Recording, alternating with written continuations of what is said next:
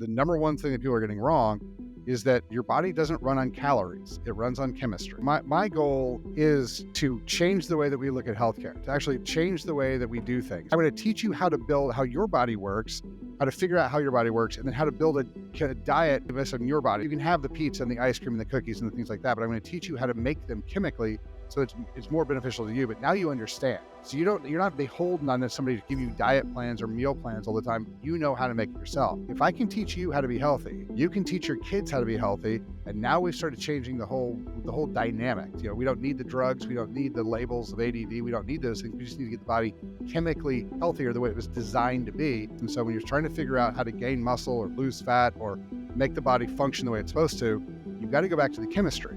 There's so much that goes into losing fat, gaining muscle. And so that's one of the big things that we always go to. Just in briefly understanding your story, you were an athlete. In high school, you had an episode where you couldn't even walk and you were struggling to perform. And it really set you on this course to want to be a doctor, to help people in ways that went beyond the medicines of just handing them something, but really healing them. And so when it comes to athletes, there are things they can control. So just for the listeners, brief background of how you got into the space that you're in. I think that always helps. And then maybe some of the things that you're working with people to help them stay in control of the things that they can control. Yeah. So when I was in high school, I hurt my back and I couldn't walk. My parents had to carry me around, and we went and saw, everyone who had a license to see me, orthopedic surgeons, neurosurgeons, pain specialists, radiologists, everybody, man. And finally, so at the time, I'm 6 feet tall, 250 pounds. I'm bench pressing 400 pounds and squatting 600 pounds. And they send this kid who's like 5'6", looks like he's never seen the sun, 120 pounds or something, like just this little tiny scrawny guy. And he's like, yeah, there's nothing wrong with you. You just don't want to play football anymore. And so this is your way out. And I remember looking at him like, if I could reach you, I'd break you in half. Like, I was so pissed. Like, this is one of the reasons I tell people, no athlete should see a non-athlete doctor, because they just don't get it. They just don't understand your mental space, where you're at, like the sacrifices you've made. Like, my entire life up until this point, I every day in the summer for 6 hours, I'd be at the gym at 6 a.m. I wouldn't leave till noon. Like, that was my life. Like, so just tell me that I just didn't want to be in there anymore was, oh. So then, so I was like, all right, fine, whatever. So I called my coach and was like, man, I can't play anymore. I can't even walk.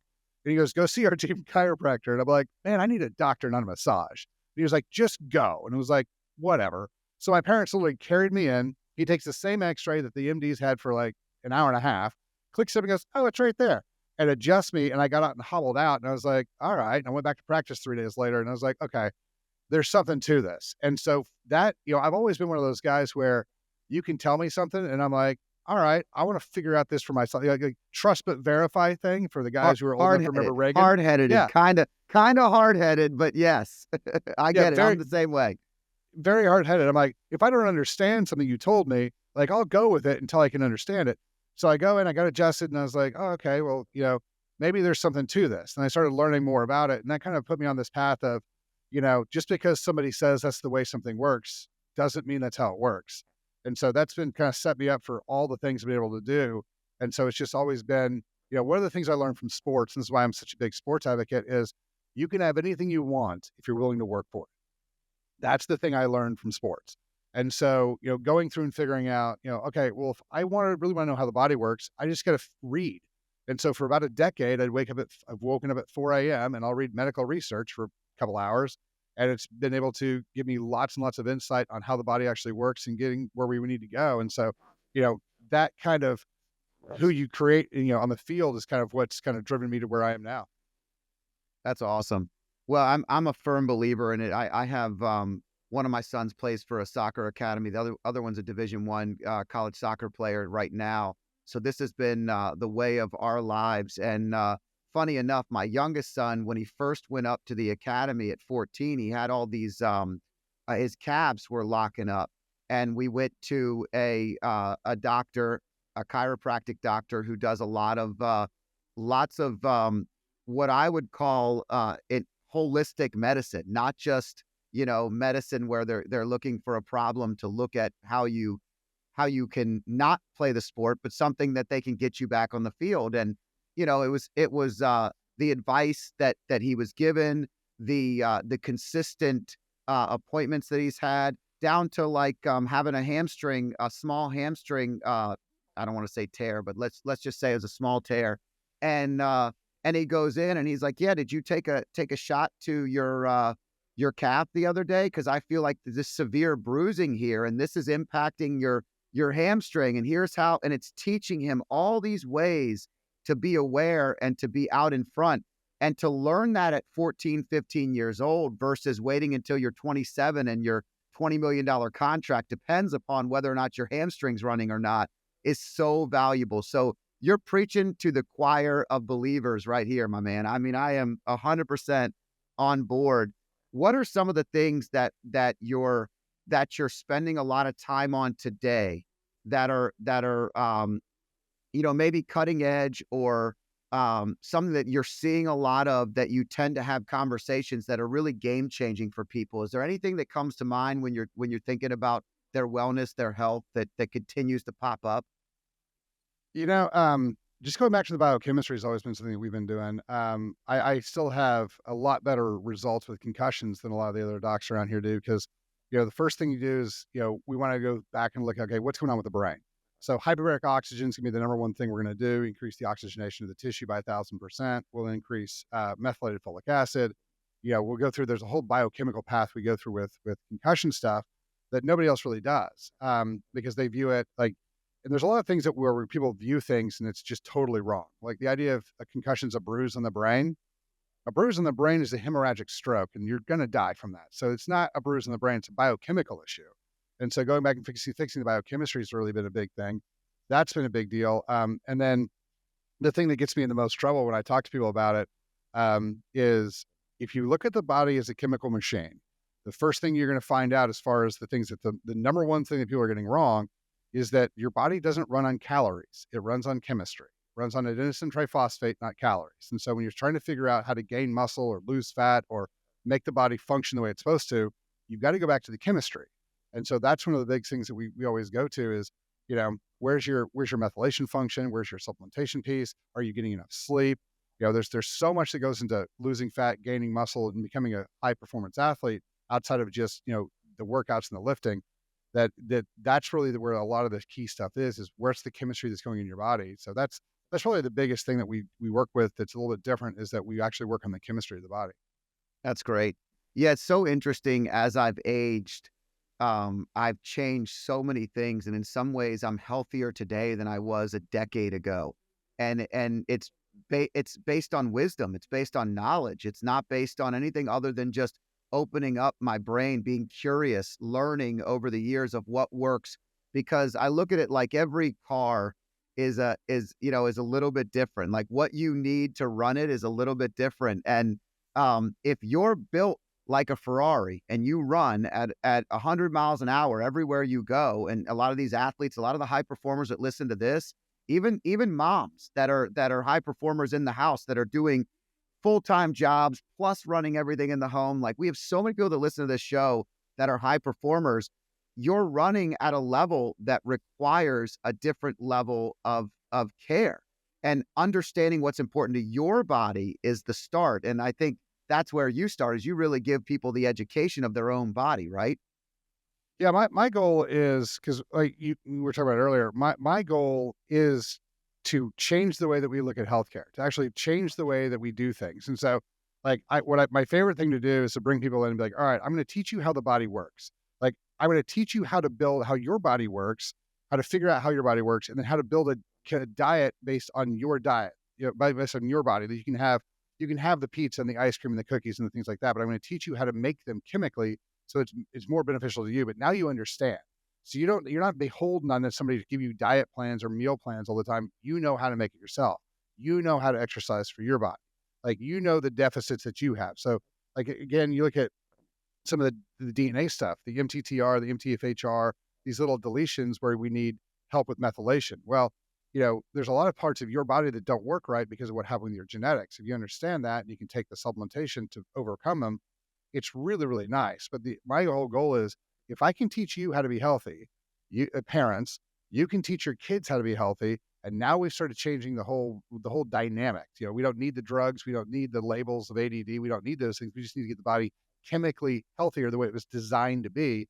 And it's been making a lot of progress. And I'm really, really excited about Yeah, I've done all of the DNA testing. I've done the microbiome testing. I mean, I've done everything that I can, um, and I'm still learning every single day. With I feel like the conversation's becoming mainstream to some extent right now. It's really interesting because RFK was running this campaign, and he comes out, and now he's like throwing blows it. Oh yeah. at the industry, and it's stuff that we all know, but we've never heard someone of that stature, of that status, actually lay it out. I mean, the cigarette companies buying up all the food companies, adding addictive materials to the food so that the Pop Tarts and the Oreo cookies that you and I ate in 1994 are not the same Oreo cookies and Pop Tarts that they're feeding the children today. So when moms are saying, "Oh, we all grew up on it," it's not the same. The It's McDonald's French not. fries, not the same. Like,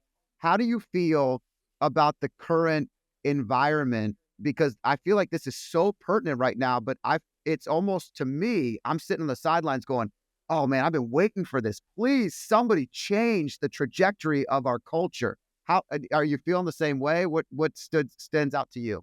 Oh, dude, I am such a big RFK fan. I am so, so happy that he's gonna come in and he's gonna help make some positive change. But yeah, that's been a thing forever, and we've been screaming about it for so long, and nobody's like everyone's like, "Oh, that's not how it is." And the great thing is that RFK is just such a badass. Like he'll stand up and be like, "Here's the fact," and he'd be like, "If I was lying, I'd get sued." He's like, "But no one's suing me because this is a fact." And people are like, "Oh, well, I guess that's right." And so they start looking into it. But I think the funny thing is that you know, I try as hard as I can to reframe everything, like find the positives and even the darkest negatives. And, I think that, at the time we couldn't see it, but I think COVID was probably one of the best things to happen for the education of wellness and health, because we were told so many lies that were blatant, obvious lies. And I think a lot of people started waking up and being like, hold on, I don't know if everything you guys have been telling me is exactly accurate. And then it opened up the platform because people started looking for other answers, other questions, other things, and things like this started popping up. People started going, hold on now, maybe the things you told me about cholesterol were wrong. Maybe the things you told me about testosterone were wrong. Maybe the things you told me about psychedelics were wrong. Like, because now we're starting to figure out, oh, we've known since the '60s how to fix addiction. We've known how to fix PTSD. It just couldn't make any money on it for the pharmaceutical companies, so they made them illegal. And that's, as we start finding this stuff out, people are getting pissed and they're like, tell me more things. And it's been phenomenal because you can go through and be like, look, quit looking at your cholesterol labs, get an echocardiogram, get a CT angiogram, and that's all you need to know for your heart. Like cholesterol has no bearing on cardiovascular health. And as people start to learn this type of stuff, you're seeing this massive swing away from pharmaceutical indoctrination into, I want to learn how my body actually works, and I want to learn what I should eat, and I want to learn how to stay healthy. And so I think we're seeing the rise, what I like to call as the actual healthcare provider, the guys who are talking about hormones, nutrition, and exercise, and mental stress, and stuff like that. We're providing actual health tips, not, oh, when you're sick, take this drug. Like that's sick care if you want to call it that. But the healthcare function of how do you become healthier and of better like, physical body, I think is really starting to come up, and I'm so excited about that because that is my passion. That's the thing that I get super excited about. That's my whole goal is like, that's why I do a podcast every morning, like 10 minutes, just trying to get as much information to people as I can. So That's it's been awesome. awesome to see. Yeah, my wife and I listened to RFK do his speech that he did, where he decided that he was going to step away and then also support President Trump.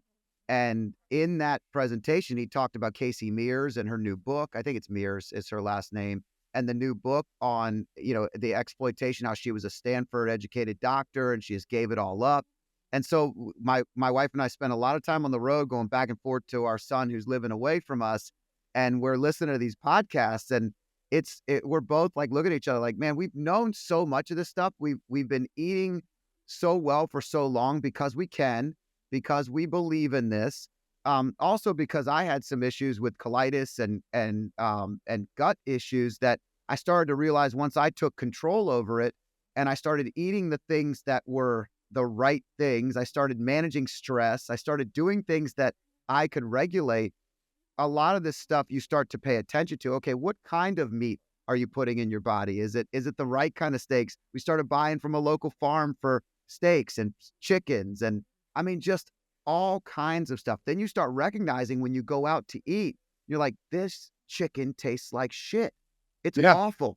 yeah. It's garbage. I mean, and this is the kind of stuff you recognize. So someone like you who lives and breathes this, it is exciting to feel like we're turning a quarter to this holistic healthcare and not just reactive, but preventative. Like, just building the curiosity to learn about the machine, the chemistry of the machine, as you were talking about. I love it. What are some of the things that you do every day that are like just non-negotiables? What are the things that you live and breathe this? So how do you actually live it? You teach it, but how do you live it? So, it's funny because we start picking stuff up and people are like, "Oh my god." So I run a 23-1 fast, so I eat once a day, because I like the fasting thing, but the biggest piece about the fasting is that it just makes my day so much easier. So, like, I don't have to worry about food in the morning or at lunch. I can work out and the whole thing, and then I eat that one time, but I take a bunch of supplementation. The big thing on fasting people don't understand is, again, we go back to the biochemistry. Your blood has to maintain sugar because it's the only way that can make ATP. And so the only energy source your blood can use is glucose. And so your body has to regulate that. And so the problem we get into is that it has to make it out of protein. And so if you don't give your body collagen or protein or some source throughout the day, it'll eat your muscle tissues to get that protein to make the sugar. And so when we start doing that, that's why I take my collagen, multiple times throughout the day. So I take all my methylated B vitamins and CoQ10. The other thing about fasting is that, yeah, your body doesn't need the proteins and the fats and the carbohydrates to run, but it still needs all the chemistry. So the methylated B vitamins, CoQ10, omega 3s, like all that type of stuff, I take those. I'm really, really tight on my sleeping. So like I used to have epilepsy because I got damaged from a vaccine when I was a baby. But what happened was that it messed with my breathing at night. So I had really bad apnea. And so when I finally figured that out, I did a sleep study, figured it out. I got a CPAP and I have it hooked up to an oxygen concentrator. So I'm at 100% all night long, and I have a sleep 8 and I monitor my REM and my deep sleep. Like, so all that type of stuff all throughout the day. And then I always work out at lunch for about an hour. And so those are kind of my things that I will always do because that's what keeps me where I need to be. Okay, wait, 8 sleep. So this is the cooling and and do you have the pod or the entire bed? Because I've been looking about purchasing this and I'm trying to figure out what I want. Do I want the bed or do I want the pod? Like the thing that So goes on top of your already existing mattress, right? So yeah, so I have a sleep number bed, which I really like. So it's funny because like people always ask me, they're like, "What's the best bed?" And I'm like, man, I hate to be this guy, but it's the one you get the best sleep on." Like my wife has a Tempur-Pedic, and I have a sleep number because that's how we get the best sleep. And then I have the topper that goes on the H sleep topper that goes on top.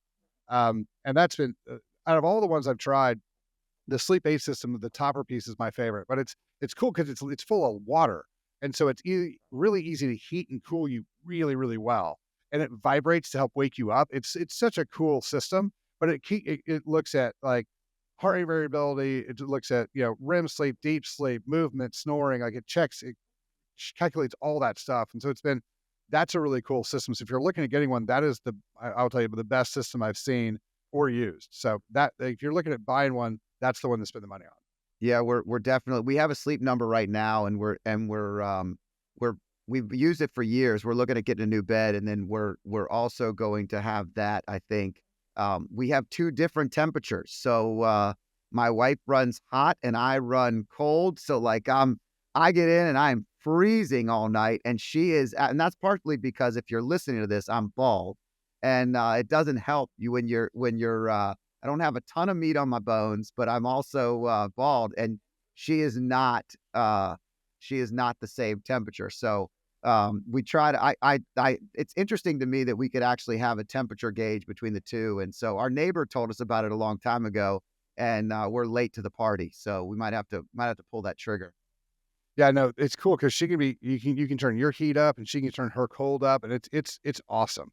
So as far as sleep systems go, it's the best one I've ever seen. So you got to try that one out.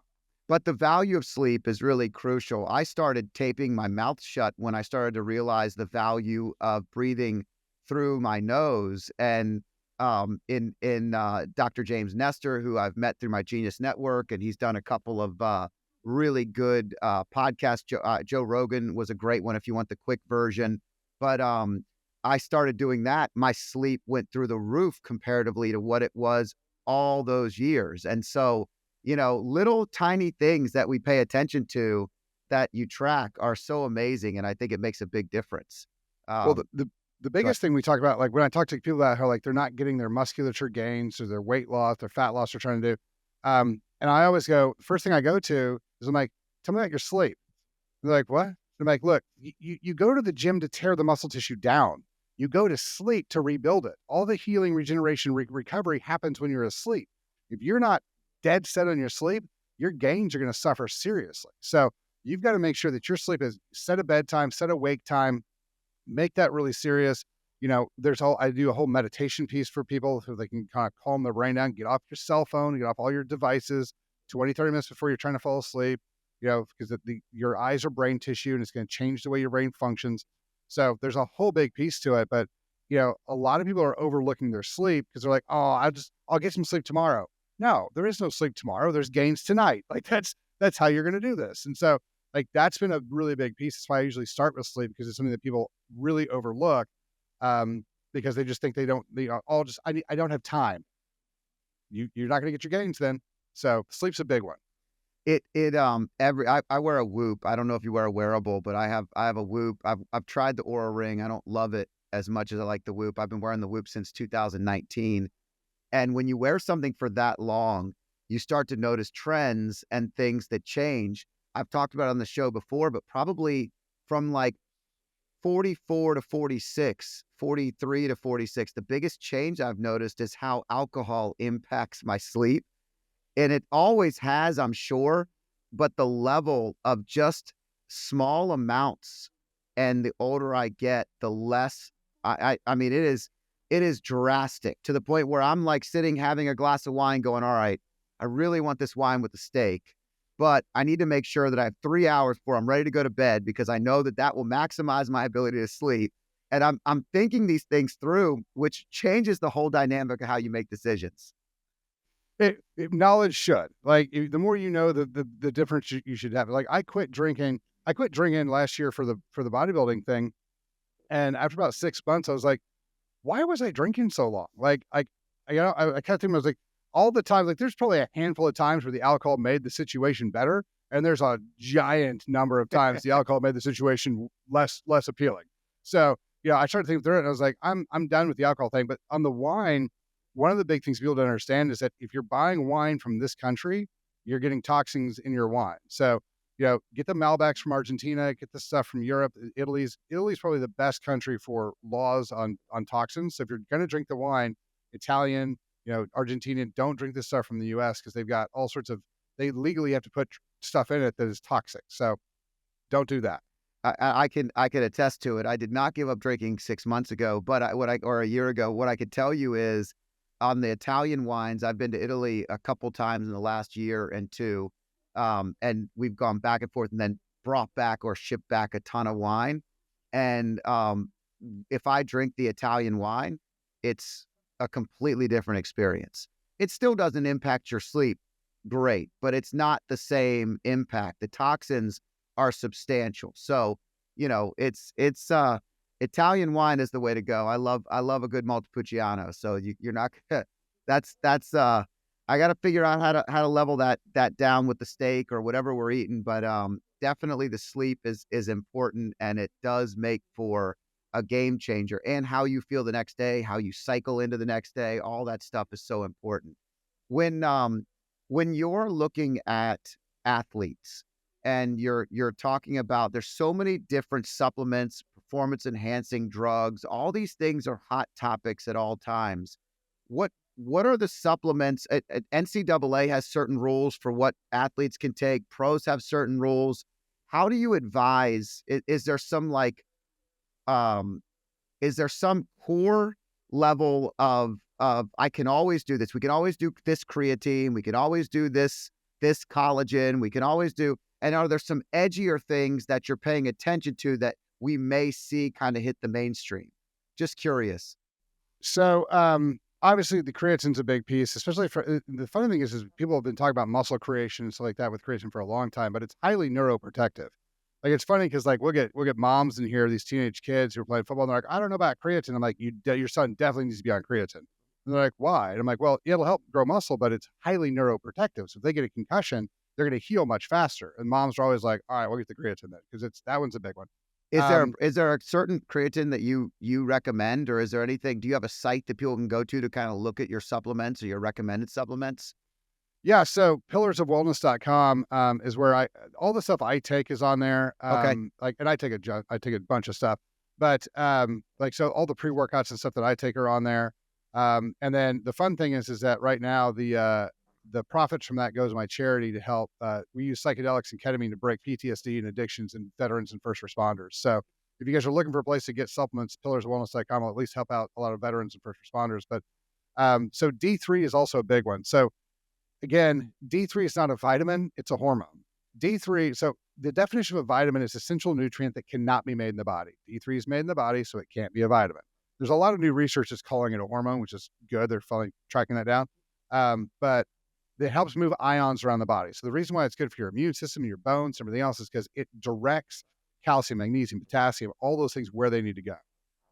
The other big one that people talk about protein a lot, and that's great. Like protein's fantastic.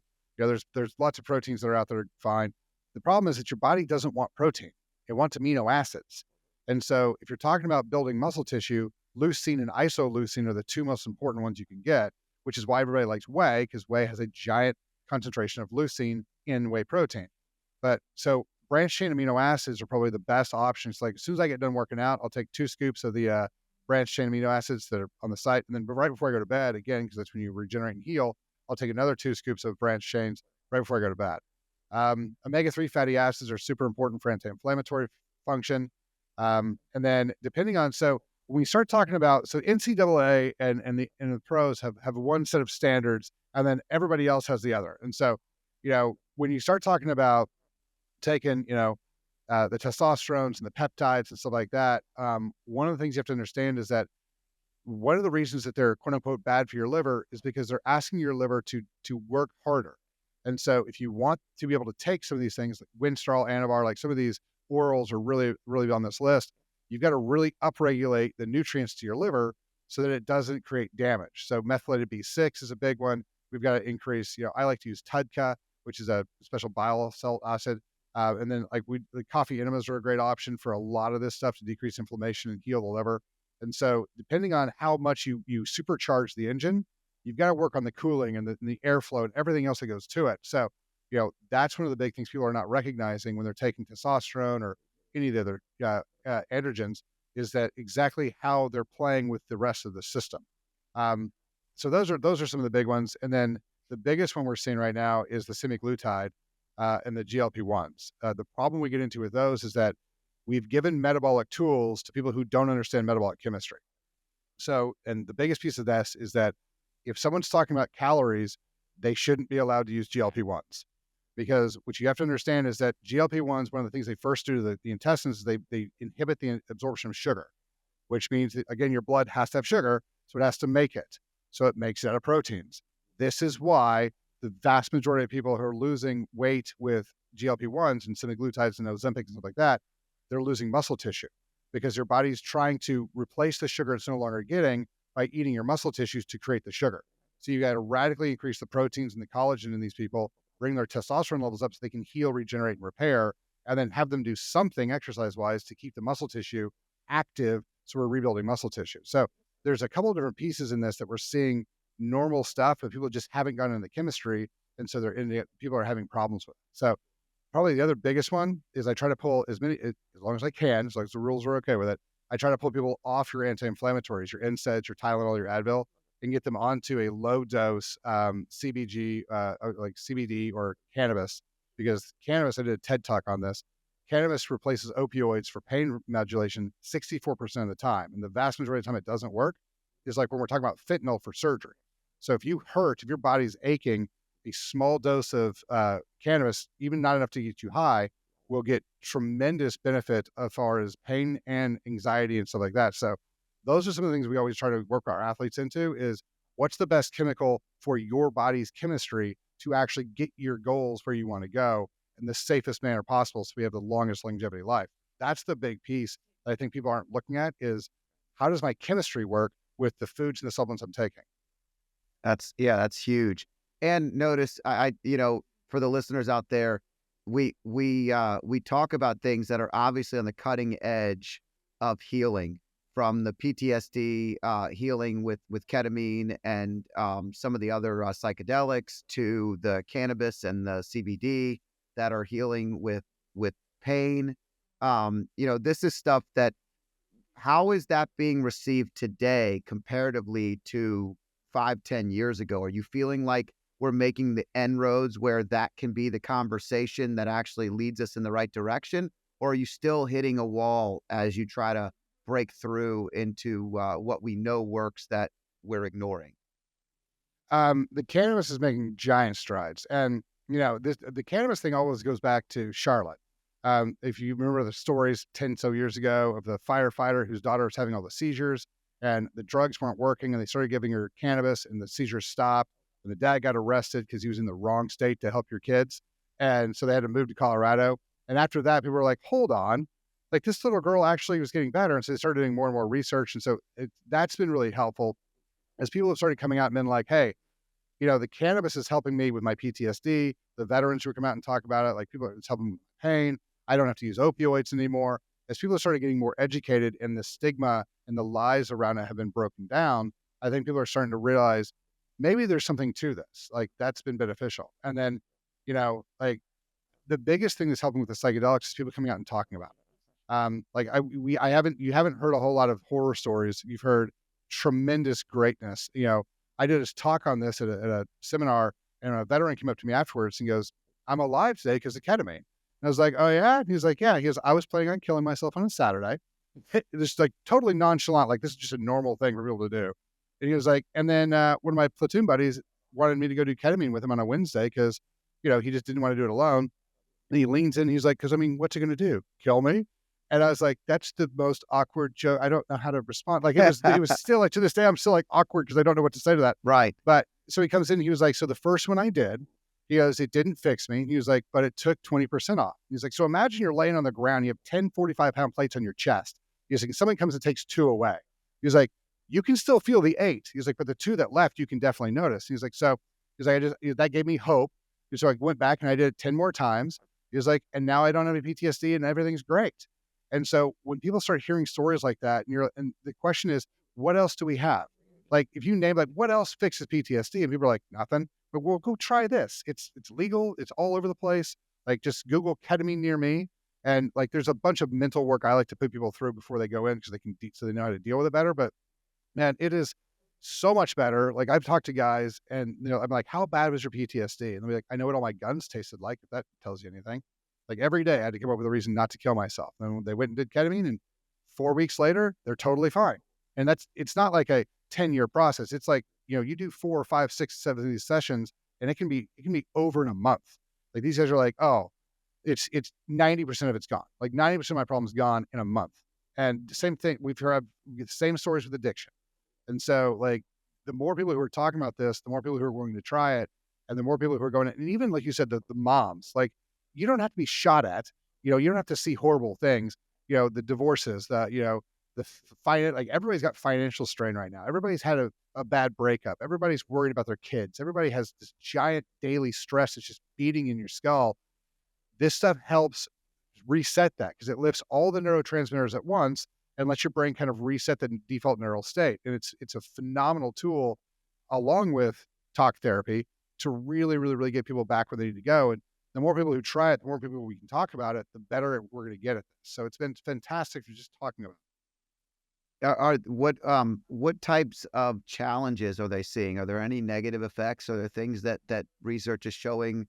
I know the positives. Are there anything do they have to worry about any level of addiction to these types of drugs or anything? I know that's what people are thinking. I've had lots of conversations about this, but I think for the listeners, that's probably what the next thing on their mind is. Okay, this is all the positives, but Dr. Matt, what do we got on the negative side? Well, so you can get addicted to anything. Like if you Google it, like people get addicted to eating toilet paper. So there's not a thing that's totally non-addictive, right? So like there's going to be that. And so like my story. So when I went and did it, because I was like, I don't want to talk about stuff unless I've had personal experience with it. I find that low integrity. And so I went and did it, and he asked me, he's like, "What's wrong with you?" And I'm like, "Nothing. My life's awesome." And he was like, "Something's going to be wrong." I'm like, "Fine, I've got anxiety." Well, what I didn't realized at the time is I did have PTSD. My heart rate had been in the 90s for 20 years after a car wreck I had. And because when I figured out how to treat COVID, we were pulling people out of hospitals to treat them. And so it messed up my heart. And so my heart was beating way too hard every time I'd lay down. I'd literally just decided that's apparently how I'm going to die, like sooner or later. So for 18 months, I'd lay down, my heart would beat too hard. So I go in, I do the ketamine, and people are like, "You're going to have so much fun. You're going to see all these things. It's amazing. It's going to be so much fun." It was not fun. I mean, it wasn't a bad time, and it was I didn't think it was fun. And then like as I started coming down, I got super sick. Like I mean, flu sick, right? So like, I'm throwing up. Like I feel like I'm just like super like weak. It was miserable. Like my dad took me and drove me home, and I'm just like, I just got to get in bed. If I can just get in bed and sleep this off, I'll be okay. Like I was miserable, and I lay down, and as soon as I lay down, was the first time in 18 months when I lay down, I couldn't feel my heart beating. And I was like, well, that's interesting. So I go to sleep, I wake up the next morning and I take my pulse ox, and it's the first time I've seen in my heart rate in the 60s for 20 years. So my experience was that one time did great things for me, objective measurements from cardiovascular function, from what we call sympathetic escape that you can see. But man, I was sick. I did not enjoy it. It was not fun. Um, there's, anything, you can have a reaction to anything. Like, people eat peanuts and die. So there's going to be these weird things where somebody does it and they have a heart issue. But if you do it in the doctor's office, if you do it in a clinical setting, like the way I did it, they monitor everything, heart rate, blood pressure, like all this stuff. Oh, your blood pressure's coming up a little bit. We give you some stuff, bring your blood pressure back down. Oh, your heart rate's too high. You're getting a little tachycardic. We'll give you something to drop that back down. So they can monitor it. And it's very, very safe in a clinical environment. If you're just like, hey, I'm going to grab some of this stuff and do it at a party, probably a horrible idea. But I think that, I'd like to say that, but I think most people would be like, yeah, doing therapy at a party is probably a bad plan to begin with. So, Yeah. It's not four but friends dropping DMT together in a psychedelic concert with the Grateful Dead, is what you're saying. no, it's a little bit different. But those are some of the things that, have been really, really beneficial. You're going to see some stuff. Like a lot of people see things. One of the guys that we were working with, I wasn't part of this, but he was telling me about it. He had a repressed memories. He had PTSD, couldn't figure out why. He was a medic in the military, and he put a bunch of people together, put them on a helicopter. Helicopter takes off. Helicopter got hit by an RPG, blows up.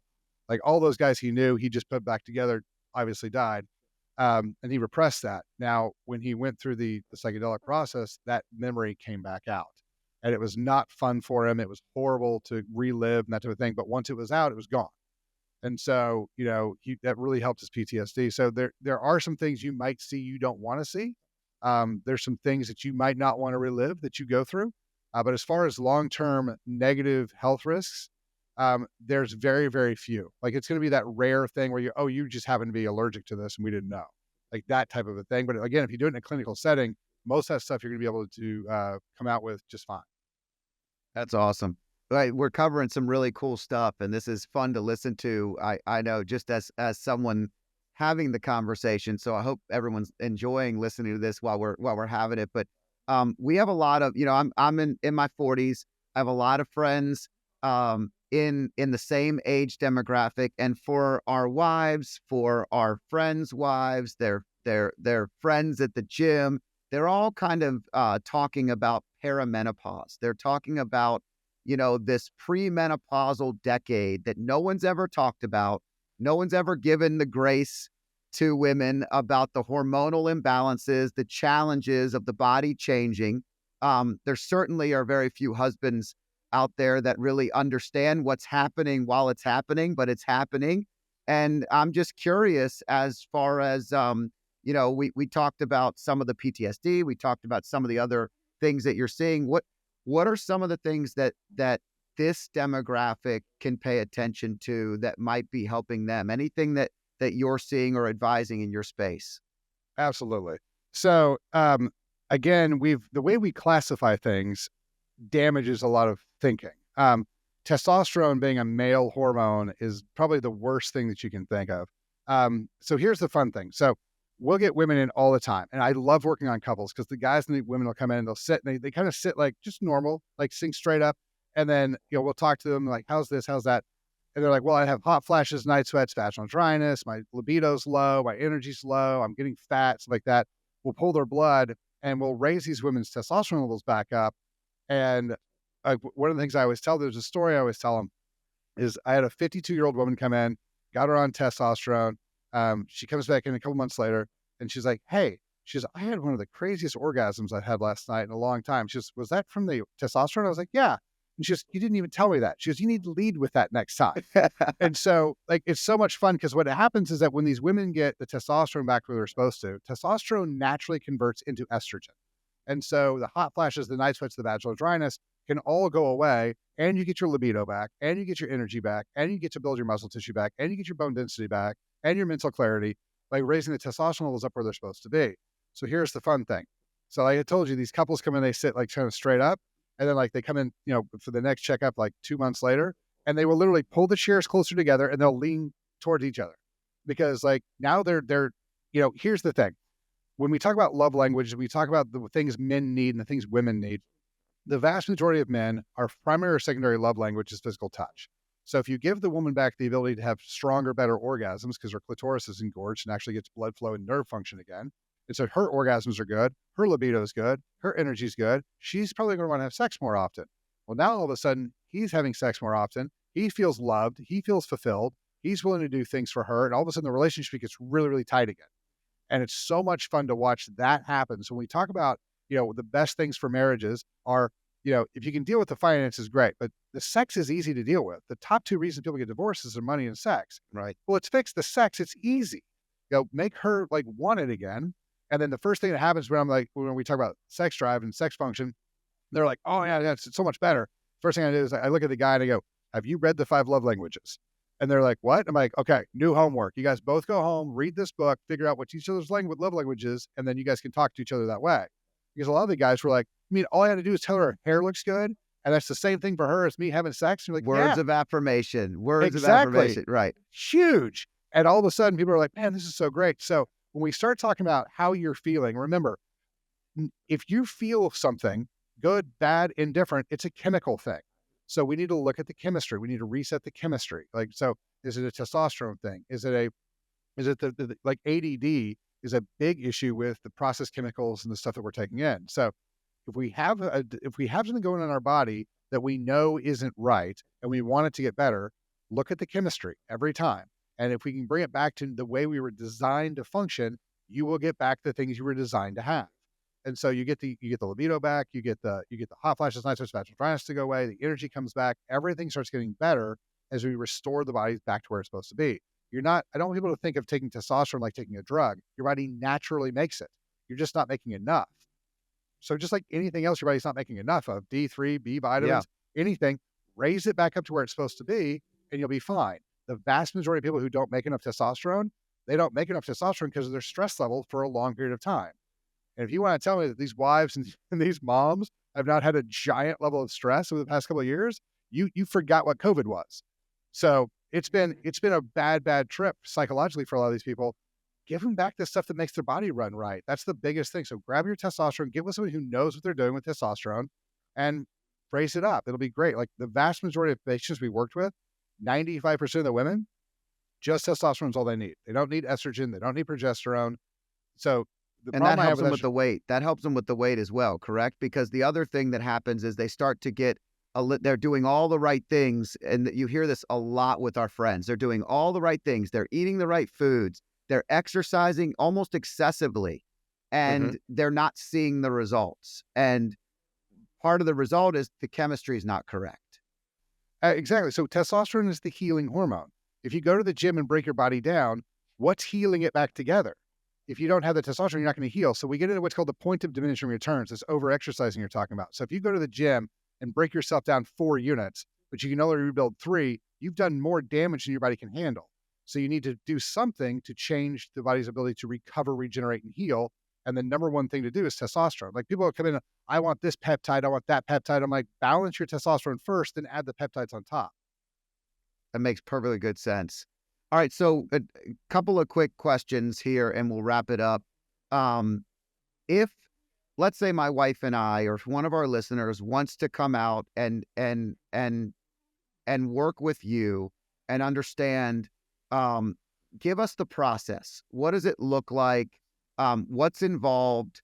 We fly out to Dallas to your facility. We meet with you. You run the test. Like, walk us through what that looks like. Maybe somebody's struggling with weight gain and they've done everything that they can, but they need to do something different to reset their life and their future, because they're willing to do it. They know what they need to do, but they're struggling to actively do it. And maybe there's something else they could do. What does it look like to come to Dr. Matt Chalmers and have you put us through the gauntlet? Well, first of all, I work with people all over the US, and rarely do you guys have to come here because we can do most of this stuff over the phone. But the first thing we do is I always sit people down and go, what are your goals? What do you really want? Because like, first we have to figure out where you are today. So we pull the blood, we'll do the muscle testing, we'll do all the Eastern medicine stuff. We figure out where you are today. And then the most important is, where do you want to go? Because I can't, like, if I have 2 points, I can draw a line. Like here's how we're going to get there. Here's what we're going to do. But that's the big thing, is what do you really want? Then we look at the blood. We're like, here's where all your levels are. And so here's how we're going to design like the plan for hormones. And then I sit them down with diet and I go, give me your 10 favorite foods and the 5 or 10 foods you never want to eat again. And I'll teach you how to build a diet where you still get your pizza, your ice cream, and all that stuff, but you get to lose the fat and gain the muscle. And so I start to try to teach how the body actually works so that they can go make decisions for themselves. Again, my goal is that you don't have to come ask me. If you have to still ask me stuff in 3 months, I have failed to teach you how to run your body. That's the way I view it. And so like, once you can understand how the chemistry works, how I can choose this food over that. Here's how I'm going to run my fast if I choose to do that. How do I run my diet? So that's kind of how we go through it. And then there's a list of supplementation, and we'll do exercises if you need it. If you're like, hey, I'm going to go to the gym and work out by myself, give me some exercises. I can give you videos on how to do exercises. But if you're like, I'm going to go work with a trainer, or I'm going to work with a buddy of mine, I'm like, that's best, because I can give you a video and you'll know how, but having somebody watch you physically move and watch your form is so important. Like, get a trainer. Like, I will give you videos, but get a trainer to watch you work out, like to make sure you're moving properly, because the Right. motion is what's important. So that's a lot of what we go through and we do. And it's just kind of like, and what's fun for me is that people will come in and they'll be like, man, like, I'm like, what are your goals? I'm like, man, I don't need a 6-pack. I don't need big arms. I just want to have my energy back. I just want to like mental clarity. I just want to feel like crap every day. Cool. And then like 2 months later, I'll how you doing? Everything's going. They're like, hey, I'm great. I'm great. So remember when I told you I didn't need a 6-pack? And I'm like, yeah. And they're like, so what would the plan look like if I wanted the 6-pack? And that is by far my favorite conversation, because what that tells me is that, and you mentioned this earlier, you took control. And this is the thing. People need to understand they've always had the power. They've always had the control. They just needed to recognize that in themselves and take it. And so what that tells me is that you put in effort, you see ROI on it, and you're willing to invest more in yourself, more time, more energy, more supplements, more exercise to get to another level you never thought you could before. That's my favorite conversation to have with people. So that's kind of how this is an evolving process. And once you get to the point where you're like, hey, I'm on maintenance, I'm good, I know what to do. If I have an issue, I'll call you. Perfect. So it's not one of those things where I try to keep people around forever. My goal is to educate you to the point where you can get where you want to be. And then I want you to take that information and teach it to your kids and your friends. Because again, I can't service everybody if I tried, and I don't want to. I want to teach people so we change the way we all look at this, and we all get better. Like, I have a bunch of doctors, a bunch of personal trainers who work with me just so I can teach them how to then work with other people. And I love doing that. Like, if there's trainers or docs out there, functional medicine docs, who are like, hey, I'd like to learn more about hormones and stuff like that, let's do that. I'd love to teach you guys so you can help other people. And that's your impact. Yeah. That's how I change the world. That's my goal. Yeah, I love the what I call the look in the mirror test again, because I think so many people stop looking at themselves in the mirror when they don't like what they see, and they start to numb themselves. And so when you start showing them the way and they start to actually pay attention again, they're looking again at themselves in a way that allows them to actually hold themselves accountable. I never get out of the shower and not look to make sure that it's who I'm supposed to be. Like if I see myself gaining a little bit of weight or doing anything, I'm aware of it. And it's not a vanity thing because there's no level of vanity that goes with that. It's just an awareness thing. And when people start to see themselves again, they could see themselves at who they can be, who they should be, not what they were and what they didn't want to be. And I love that. And that's what's empowering them to be the great soul they were meant to be. It's funny because you talk about getting out of the shower. For so long, I was the fat guy before I dove into the chemistry and tried to figure it out. And I got there. And it's funny because, like, it's so weird to be for 40 something years to be ashamed of your body. And then finally, after you figure it all out, like, I love, like, when I work out, I work out in my own little gym. I'm not doing this in front of other people, but I don't wear my shirt anymore. Like, I love the way I look. I love the body I've built. I love what I've created. And I really like helping other people get to that point because there's just something about, like, that's why it's so great to look and feel good because you're like, I built this. Like, no, I didn't inherit this. Someone gave this to me. Like, I did this. I was able to take control of my life and build this thing that I'm now super proud of the work I've done. And that's the thing that, man, when you start seeing people do that, and it's hard because people come in there all the time like, thank you so much for what you've done. I'm like, no, you can't give me more than 20% of the credit. You did 80% of the work. Right. So you got to take all the credit because that's the main thing you have to understand is that if you start thinking like, well, Chalmers did this for me. No, you did this for you. If you don't understand that you had the power to do it, you can change anything in your life, anything you want. That's what we're trying to teach these people is that if you take the control, anything you don't like in your life, you can fix it. Yeah. Loving yourself is contagious. So at the end of the day, when you love yourself, it allows you to attract people, not to tell people how great you are, but to actually attract people. People are attracted to a human that loves their body, loves the way they look, loves the way they feel. That is a energy that is infectious. And I think it's so powerful to hear those stories, to know that that's the difference that you can make. How do they find you? What's the way to find you, Dr. Matt Chalmers? What do they do? Pillarsofwellness.com. And then I'm on all the socials at Dr. Chalmers 1, just the number 1. I tell people to try to follow me on Twitter because I've been banned on YouTube a couple times, and I've been banned on TikTok for saying things that go against what the CDC says. So, which is why you love RFK, because another reason why I think the mainstay media today, mainstream media, if you will, they genuinely don't want people to start to make decisions for themselves. They don't want you to feel good when you get out of the shower. They don't want you to eat the right foods. They are teaching you things that are going to make you dependent, not independent. And when we realize that and you start getting curious about your own life, life changes. Life is better. Dr. Matt Chalmers can change your life and help you. I'm so thankful to have you on the show today. Thanks for being a guest, brother. Absolutely, man. Thanks for helping getting the message out. Anytime. I hope you enjoyed this podcast.